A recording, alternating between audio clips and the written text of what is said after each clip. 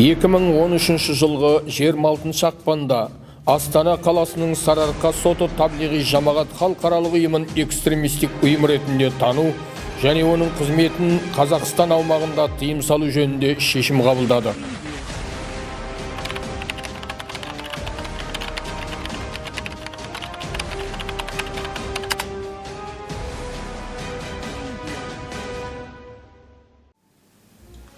Мен Досанин Жанат Сабыржанұлы 15 мамыр 1981 жылы дүниеге келдім. Ақтөбе облысы Хромтау қаласында тұрамын. Және де 2005 жылы мен намаз бастадым.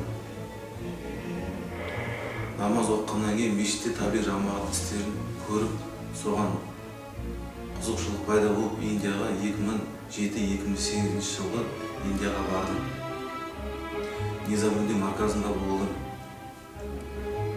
Және де келген уақыттан сол идеологиясының, Индияның идеологиясымен жүріп, адамдарға насихат айтып жүрдім. Және де 2016 жылы маған ескерту прокуратурадан қағаздар берді.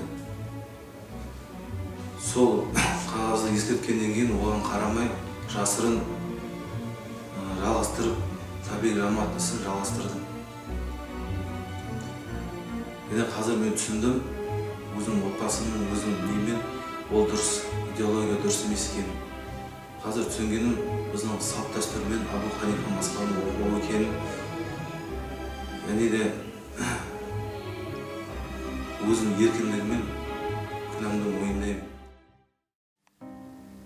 Мен Кішкентек Аманжол Жақсылықович.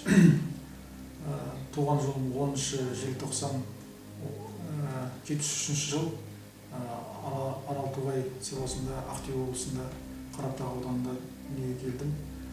2004 жылы таблиғ өкілдері солардың ықпалымен 5 уақыт намазға келдім. 5 уақыт намазды оқып жүріп, және сол таблиғ идеологиясын ұстадым. 2013-те заң шықты, үкімет тарапынан оны естідім, ескертілдім, бірақ жасырын түрінде жалғастырдым.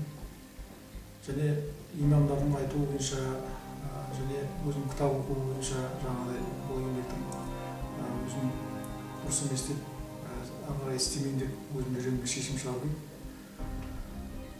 Енді бұл ары қарай жалғастырмай, оған сенімдім, және бұл еңбекті істеп жүрген балаларға да осындай кеңес беремін. Жамағатқа мешітке кірем, жамағат отырады, они постоянно кругом сидят. Мен кірем, айтам, балалар отыра бола ма, уағыздарын тыңдаймын. Оказывается, они выходят и по квартирам ходят, стучат, уағыз айтады. Мен сөйтіп жүрем олардың арасында. Ну, для меня это как бы стеснение в душе почувствовал. Стеснение.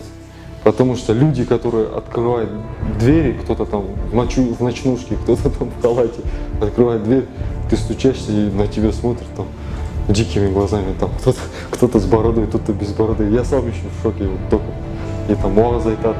Я там буквально неделю с ними ходил, общался. Было время, что я хотел уехать с ними на 40 дней. Там. Я почувствовал, что-то здесь не то, не тем.